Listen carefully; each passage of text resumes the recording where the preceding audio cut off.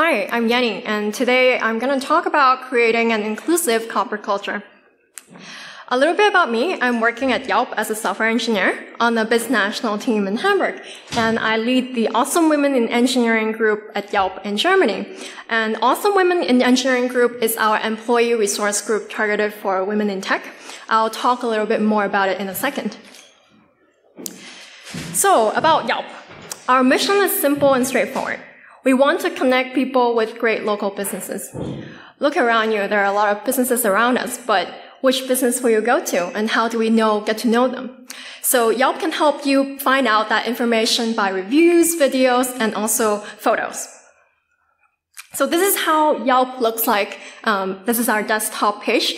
It will probably help you answer the most important question of your day, which is, what's for dinner? But for today, I guess that question is answered for you because we're all going to the social event, right? Yay! But for tomorrow, you'll probably have to open up Yelp and look for that yourself. Some fun facts about Yelp. Yelpers have written a lot of reviews. We have a lot of desktop and mobile app monthly unique visitors. We have over 500 engineers working out from San Francisco, Hamburg, and London. So it's getting into a very big company. And one thing that we really want to pay attention to is creating an inclusive corporate culture. That's why we have multiple employee resource group. So there's Awesome Women in Engineering that we'll focus on today because that's what I know best. There is Color Coded. That's for people who are of color. There is also Outburst, which is for the LGBTQ community, and a lot more. So agenda for today. Why do we want diversity? Why are we spending time today here to talk about this issue? We'll go through a case study, which is women in tech and the status quo. How are we evaluating at this stage? How are things going? And also tips on creating an inclusive corporate culture. So the first question, why do we want diversity? I think diversity, if you hear about it, it seems to be a more abstract concept.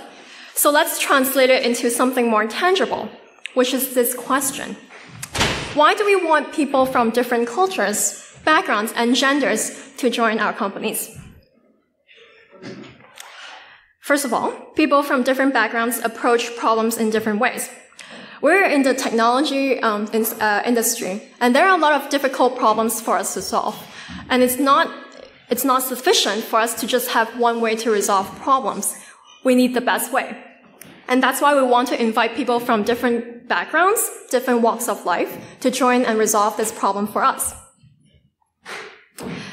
And which is not a surprise that gender diversity can improve team decision-making and also innovation capabilities, which we really care about in this industry. At the same time, having diverse employees help us make our products better. For example, at Yelp here, we serve business owners. We also serve people who are looking for restaurants, for local services, and other things. That represents people from all over the place, of different genders, of different age groups, of different racial groups, and we want our employees to represent that. I can give you an example of why this is important. For example, a few years back, the American Economic Journal told us that Airbnb had a really big problem in discriminatory behavior on the platform. People of color, it's very hard for them to find a place to stay. And even the CEO himself admitted that it was because of our lack of diversity in our employees. Otherwise, they could have found out the problem earlier before, an American academic journal have to tell them, right? So they definitely did something to resolve this issue. For example, introducing reviews for the people who are staying at the host place to make it a more objective process for people to decide who are supposed to stay in the Airbnb. And they even have an anti-discriminatory team right now that work on incorporating that into teams' OKRs for planning, which is admirable. And which is not a surprise that companies in the top quartile for gender and racial ethnic diversity just earn more money. So now we know that diversity is important for companies. How can we make best use of them in the company? Which is important for us to create a supportive infrastructure. Because once you have these diverse workforce, how can you make sure that these people actually have a voice in your organization? How can you make sure that these people's, their ideas can be expressed and they can be successful in the company? That's where inclusion comes in. And one of my favorite quotes of the time is this one. Diversity is being invited to the party. That means, okay, now you've joined the company, but inclusion is being asked to dance. Are your ideas being heard? Are you being taken seriously? That's what the metaphor is about. So now the question becomes, how do we create this culture where people from all backgrounds can belong and succeed in our companies? I just want to take our attention to a case study, which is women in tech, which I personally feel more identified with. And I can share with you two stories that I recently encountered. One was in Hong Kong. So I was just going back to Hong Kong for my vacation, meeting up with this friend, who is the CEO of a company that she co-founded. And she's telling me that, hey, she wants to move on and find a more stable job. And it's actually really hard to find an opportunity that's challenging enough and also not with a toxic work culture. So I asked her, is it really that difficult to find a place without a toxic work culture? So she told me this example. She was like, an university actually created a Women in Tech award, and they required participants to give their body measurements. Okay, so you get the idea. That's something that she needs to deal with. And it really saddens me because she's one of the most talented people I know in my life.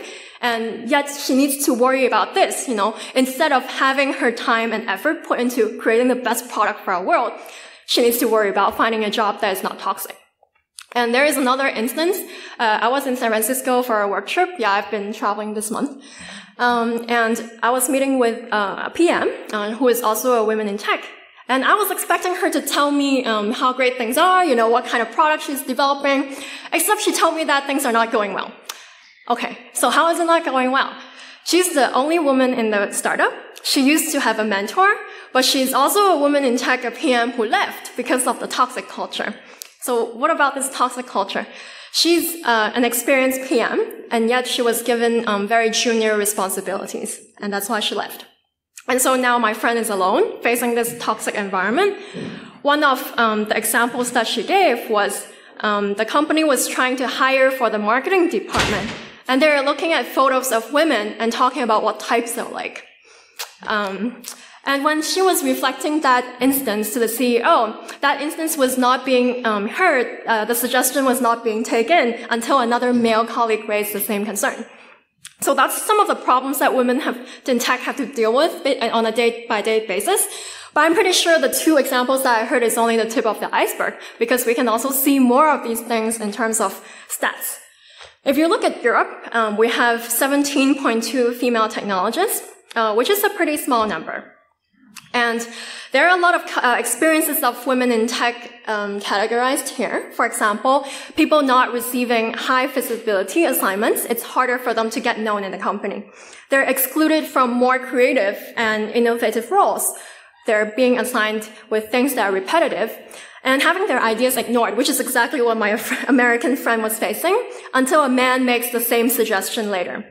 And receiving more vague feedback and personality criticism in performance evaluation. I think to envision that, imagine women asking for a salary negotiation, and also men going through salary negotiation, and usually female employees get the negative connotation that they're being assertive or too bossy.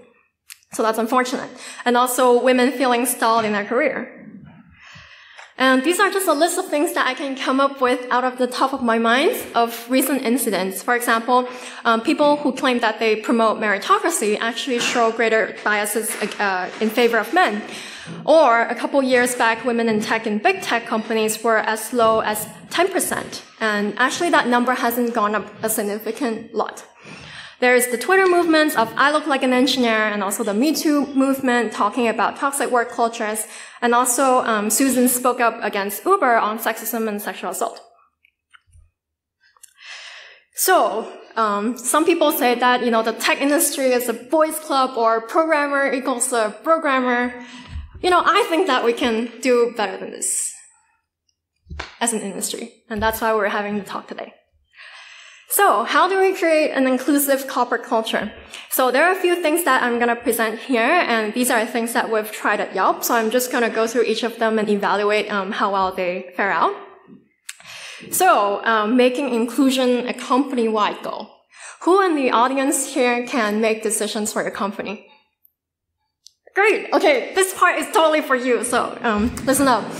If you want your employees to care about inclusion, we have to show that the company cares well. One of the core values of Yelp is play well with others. And I think this is the best value that I like about Yelp, because we really evaluate people who raise others up and bring others up. And we take it really seriously. It's not just like some slogan. Because if you look at our engineering career levels in the well-being, community, and championing category, these are the exact level descriptions of what we care about. Have an engaging, supportive environment, having inclusivity, and also helping Yelp grow its diverse workforce. So there are ways for you to explicitly measure that and to show your employees that we can. This is very important because if we promote people who don't have the skills to make people feel welcome in your company, that prevents your company's culture from being inclusive. Because if you promote, like someone to become a leader and this person is not inclusive, other people will follow suit. They're your spokesperson. They're the people that people look up to. And that's why we take it so seriously. If people here, care about the business sense, how do we know this is effective? How do we even measure these kind of things? If any of you have read the book called Lean Startup, that's what they propose in terms of project or leading a startup, which is building something, you measure it, and then you learn from it, and you build all over again. So I think this is also something we try to do. We've been measuring we have been putting this question into our annual employee engagement survey and also management survey to find out. So the question is, my manager makes it easy for people from diverse backgrounds to fit in and succeed. So this is one way we're measuring this. I feel like there are still room to improve, of course, but I think this is the right direction that we want to go. We want to see how well we're faring out in this aspect. And the question is, okay, what if I don't have that kind of decision power? Because we're talking about devising company strategies here. Oh, that's me. I don't have this power to do that because I'm an engineer.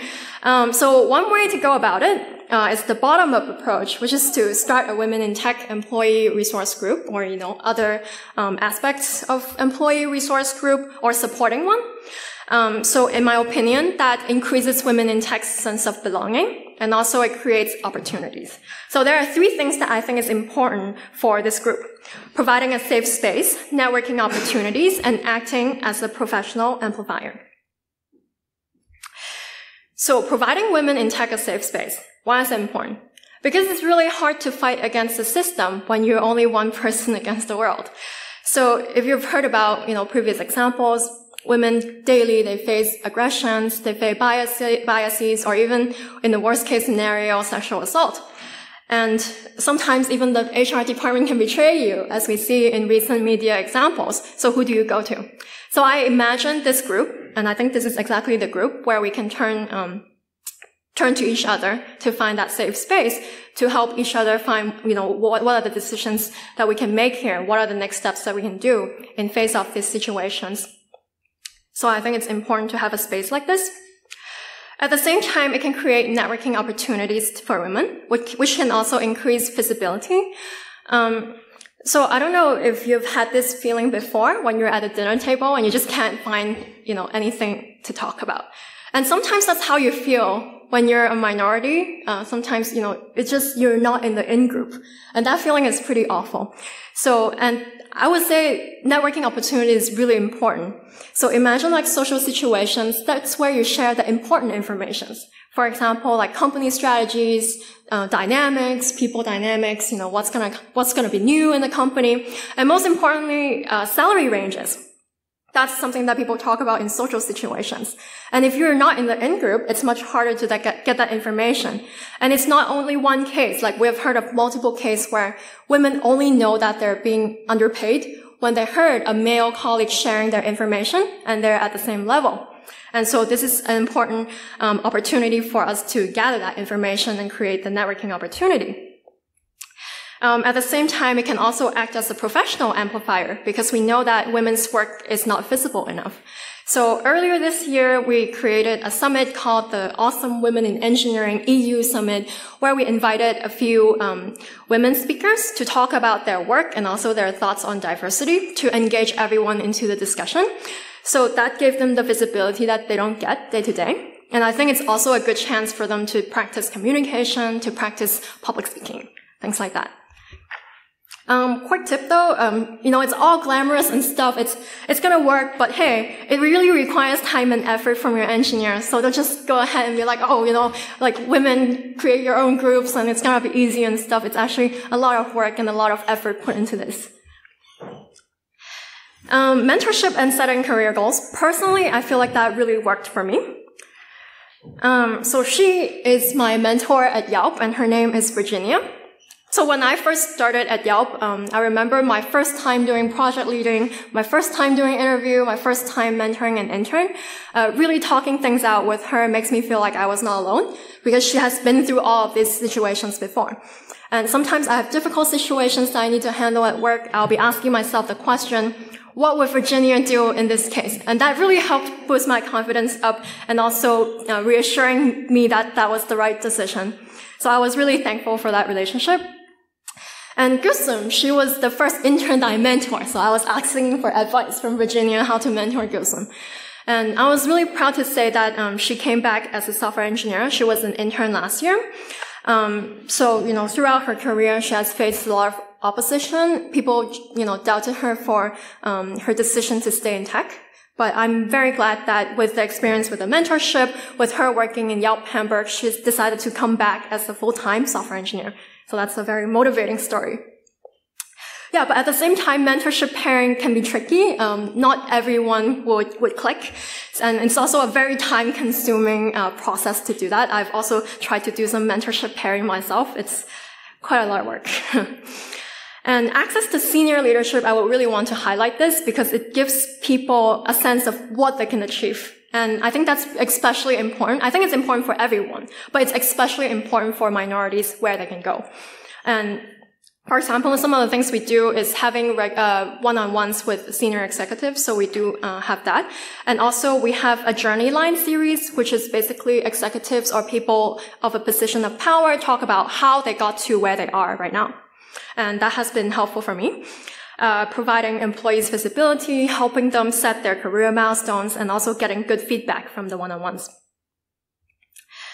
Another thing that is important is getting that fair recognition. Remember the story of my American friend, even reporting a sexist incident, and it takes another male colleague to convince the CEO that there is a problem. So that's why fair recognition is actually very important. And this is not something unique to tech. We've heard about this amplification strategy at the White House. When a woman made a key point, other women will repeat it and giving credit to the author to make sure that the credit is well received.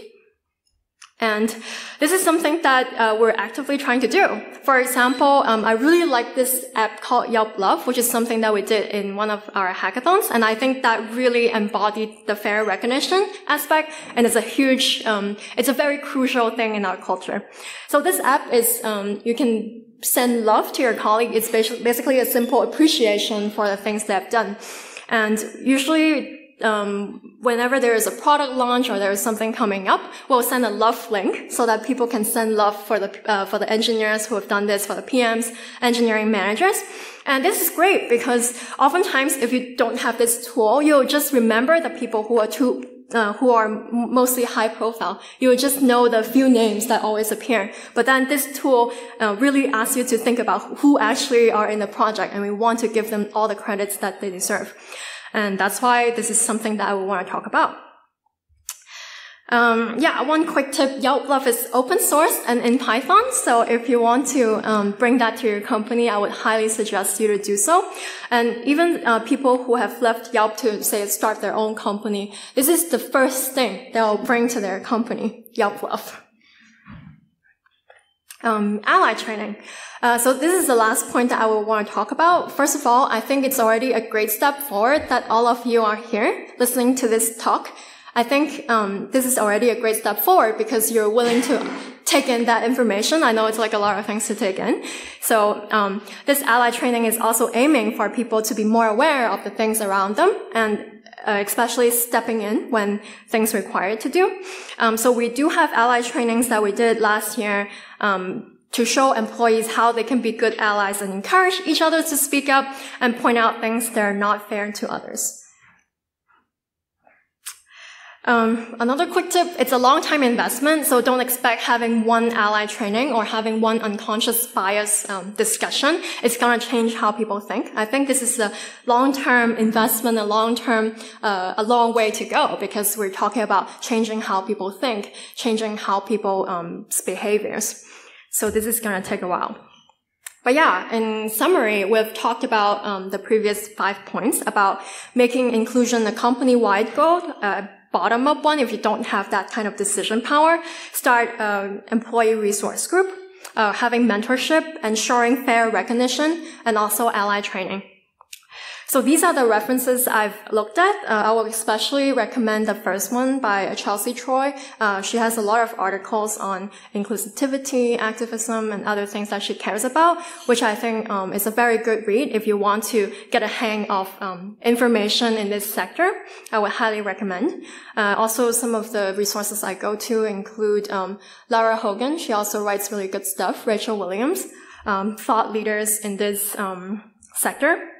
If you like what you're hearing here and you want to see all of these ideas into action, we're hiring for our offices in Hamburg, London, and San Francisco. And we also have a booth out there, so feel free to come to us to talk about that.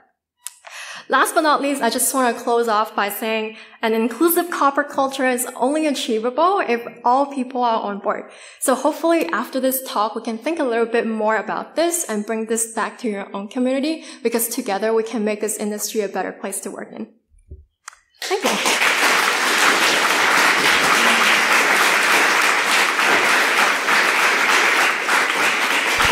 Thank you, Yenny, for a great talk. We have quite some time left for questions.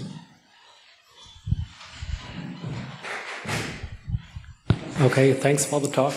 You said make it a corporate culture. I'm not in the position to make it a corporate culture, but I would like to help. But it feels like being white male programmer, how can I support women in tech? Can I start an initiative to support? So that's a really good question. I think there are a lot of different approaches to this issue, but personally, I believe that this is a conversation that we need to include everyone in, and with that, I think it will make the movement much faster.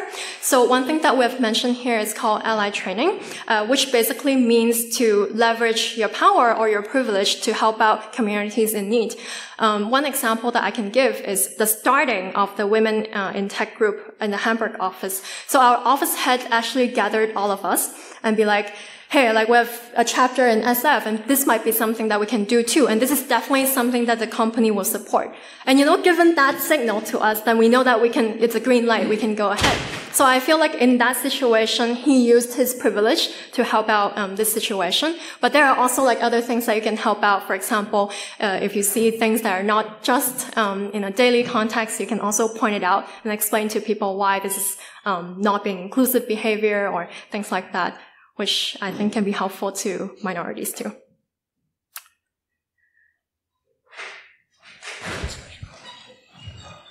Thank you for the talk. The title of your talk is inclusion. You started off by talking about a group that's excluded, and you gave strategies forming women's group, forming mentorship programs, forming allies, this amplification approach. In order to combat the boys' club that's kind of formed within the industry. But it sounds like you're making a girls' club. How does that, what's the end game of all this? How are you going to bring inclusion back into the picture? Yeah, no, I think, I get the idea. But first of all, I think a safe space is important for a group of marginalized people, because this is a place where people can talk about the things that they encounter each day. So I would actually really want them to go away at one point, and that's when we have 50-50 representation in tech. So that's one point that it can go away. And also we have salary parity and all of that. But before we can achieve that, I think this is one way for us to gather the power and really combat the issue. But at the same time, I agree that we should really encourage other people to join into the movement. And that's why we have something, the AWEU Summit that I mentioned, to invite all of the office to come listen to some of the women in tech and their stories. So that's one way to spark a discussion in the whole office. But I do agree that there should be a support group within just AWE to do that. Okay. I'd like to touch upon these two questions that were just raised. The first is that we're talking about the culture, and actually we are the culture. Everyone is the culture. So you very well can influence the culture. For example, in a meeting, and the fact is most of the meetings like 80% males or something like this. So if you hear any comments from other colleagues that are go against this principle of inclusiveness, then you should raise this and say, no, this is not, don't say something like this to your colleague. So this is a way to improve the culture until it's raised to an acceptable level. The other question was about, I also get this impression that the group that you have is only composed of women.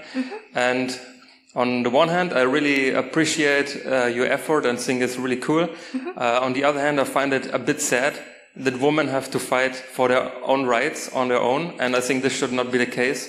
And that, there should be men included, and there should be much more support from the men's side, because in the end, we will all profit from this diversity. Yeah, no, I totally agree on what you say. And this is something that I constantly think about as well. But I think it's a dangerous line to walk, as in how can you make sure that the group is supported, but at the same time, we put the movement forward. Because it's a very draining process to have to explain to someone over and over again the aggressions that you receive or biases. So we also want to protect the people inside that group. But of course, I'm also actively thinking of ways that we can do that to incorporate other people into this discussion. I think we have time for one more.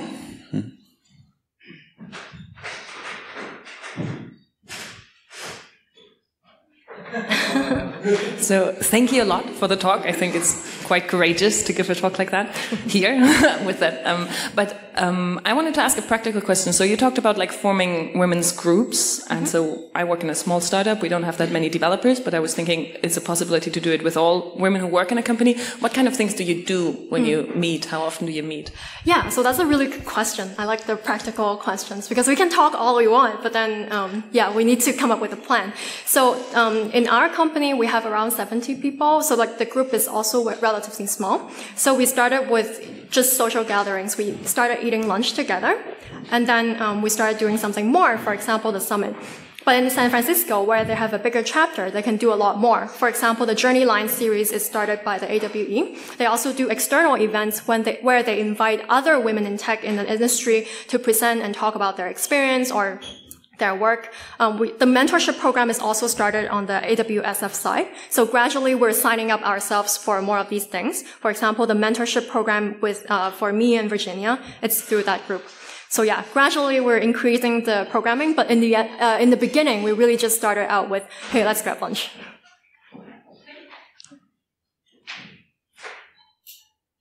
Okay, we are out of time. Thank you again, and we have a 5-minute break.